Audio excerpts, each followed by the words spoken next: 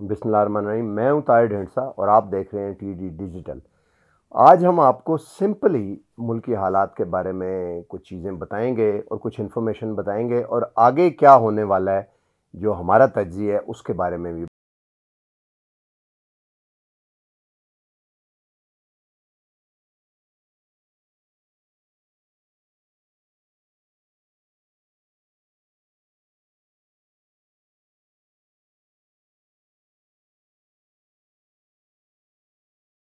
बताते हैं। नवाज शरीफ और शहबाज शरीफ एक ही सिक्के के दो रुख हैं। इन्होंने हमेशा गुड कॉप बैड कॉप के तौर पे खेला और एक दूसरे के इंटरेस्ट को इन्होंने प्रोटेक्ट किया और यही इनकी कामयाबी का राज भी था। शहबाज शरीफ हमेशा सॉफ्ट रहे और इस्टेब्लिशमेंट के साथ बातचीत करते रहे, उनकी मानते रहे और अपना काम चलाते रहे और प्रोएक्टिव रहे और एफिशिएंट रहे। और जैसे कि ये कहा भी जाता है कि खाता है तो लगाता भी है। नवाज शरीफ अग्रेसिव रहे और पार्टी के लिए वो स्पेस टॉप पे क्रिएट करते रहे एज ए इंजन, इस्टेब्लिशमेंट से लड़के और डेमोक्रेसी और वो सारी चीज़ें कि कभी बिल क्लिंटन की मदद, कभी बैरूनी अपने इंटरेस्ट को वॉच करके, और ये काम चलता रहा। और हमेशा बैड कॉप रहे और गुड कॉप जो है वो हमेशा शहबाज शरीफ रहे।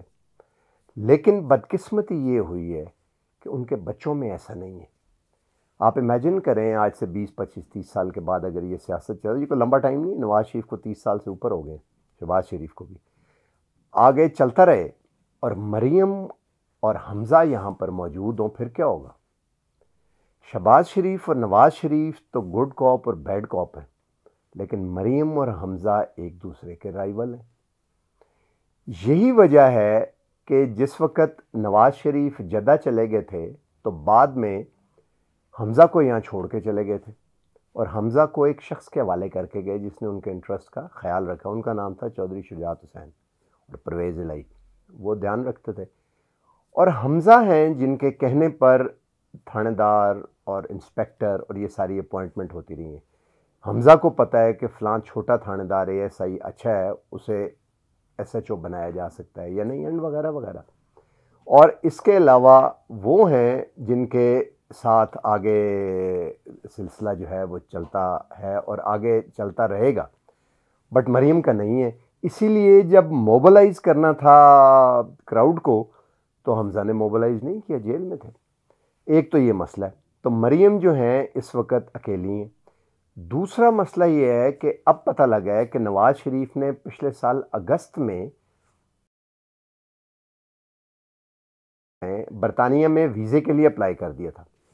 उस वीज़े के लिए अप्लाई कर दिया था जो इन्वेस्टर वीज़े के लिए अप्लाई करते हैं, जिसके साथ कोई तकरीबन कोई 60-70 करोड़ रुपया चाहिए होता है, पाउंड्स में कन्वर्ट करके 60-70 करोड़ रुपया चाहिए होता है और 3 साल का वीज़ा होता है और उसे एक्सटेंड भी किया जा सकता है 1 आध साल के लिए, और अगर एक्सटेंड कर दें तो फिर परमानेंट स्टे होता है।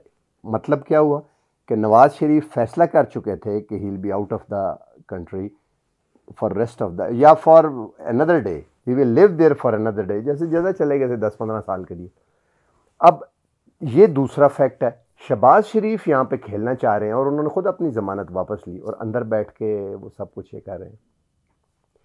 मोहम्मद अली दुरानी जो हैं, क्या वो शहबाज शरीफ से किसी बड़े एक शख्स की इजाज़त के बगैर मिल सकते थे जेल में? नहीं मिल सकते थे।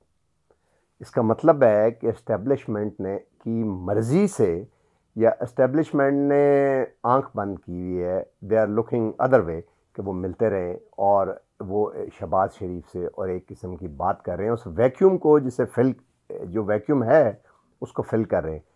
मेरे एक बहुत अच्छे दोस्त जिनका नाम मैं प्रोफेसर हैं, नवीद नाम है उनका, भावलपुर से, उन्होंने मुझे आज से 2 साल पहले बताया था कि एक और नई पार्टी तैयार हो रही है भावलपुर में। मैंने कहा कौन उसको हेड करेगा? उन्होंने कहा मोहम्मद अली दुरानी, और उसकी स्टेशनरी भी छपी हुई थी and he was working there since then.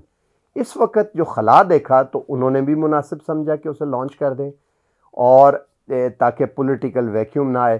तो ये एक थर्ड नोड है जो काम कर रहा है उस सूरत में कि अगर पीटीआई वीक हो जाती है अगले इलेक्शन को आए करते हुए। चौथे फरीक हैं मौलाना फजलुर रहमान। मौलाना फजलुर रहमान मिलिटेंसी की धमकी दे सकते हैं। अभी भावलपुर में देखें, अब मौलाना फजल रहमान के बंदे थे, उन्होंने कहा कि बत्तियां बंद करें और मोबाइल ऑन करें, तो मोबाइल ऑन ही नहीं हुए ज़्यादा। उसकी वजह यह है कि वो बच्चे थे मदरसे के जिनके पास मोबाइल ही नहीं था। अब वो जैसे पीटीआई वाले कहते हैं, उन्होंने उसको स्लोगन को तो अपना लिया, बट उन्होंने ये नहीं उन्हें ख्याल रहा, जिसने भी उन्हें मशवरा दिया था, शायद नून लीग में मरियम ने दिया और जिसने भी दिया था, कि ये जो हम मदरसों से बच्चे भर के लाए हैं सिंध से और इधर से, उनके पास तो शायद मोबाइल ना हो जिसकी लाइट ऑन हो सकती हो। तो वो उस तरह से, वो जैसे जुगनुओं का एक शो होता है, वो भी नहीं हो सका। और मौलाना फजल रहमान के नीचे से अब अगर ये धमकी उनकी कारामद नहीं है, तो जाहिर है फिर एस्टेब्लिशमेंट उनसे क्यों डरेगी। तो उनके नीचे से उनकी पार्टी खींची जा रही है। और पीपल्स पार्टी जो है वो एस्टेब्लिश कर चुकी है कि हम हुकूमत चलाएंगे, इलेक्शन में हिस्सा लेंगे और पार्लियामेंट के अंदर रह के हम आगे साथ चलाएंगे। अब इन 5, 6, 7 चीज़ों को देखें तो इनमें सबसे वीक जो लगते हैं कैंडिडेट, वो कौन कौन है? एक तो मौलाना फजल रहमान और दूसरी मरीम नवाज़। हो सकता है किसी स्टेज पे जब बिल्कुल गुब्बारे में से हवा निकल जाए तो मरीम नवाज़ को मुल्क से बाहर जाने की इजाज़त भी दे दें।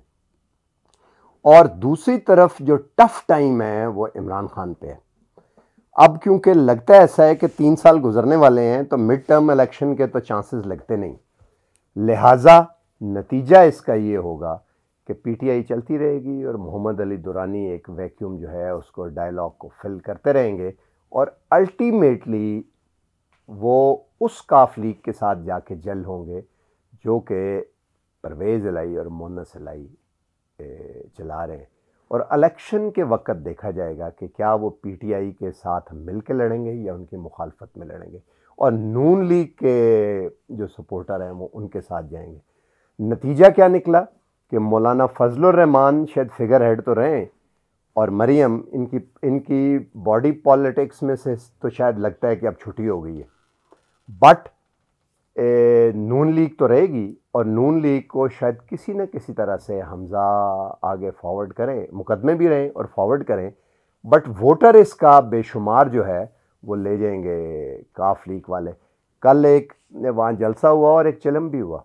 अब चिलम में 1-2 लाख लोग हैं, जिससे ये पता लगता है कि जो एक्सट्रीम राइट का वोट है वो सेंटर राइट की जगह पे एक्ट कर रहा है।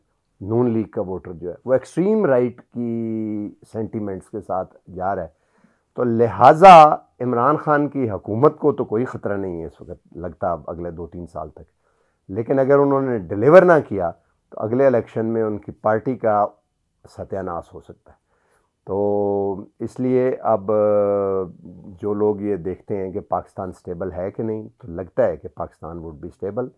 और जो मेन तलवार अब लटकी है वो आके अब इमरान खान पे लटक गई है अब इसके बाद, कि no he has to deliver. आज तक के लिए इतना ही। हमारे प्रोग्राम को देखते रहिए। एक दफ़ा फिर मैं आपसे रिक्वेस्ट करूंगा कि टीडी डिजिटल को लाइक और सब्सक्राइब करें ताकि आप तक वीडियोस टाइम पे पहुंचती रहे।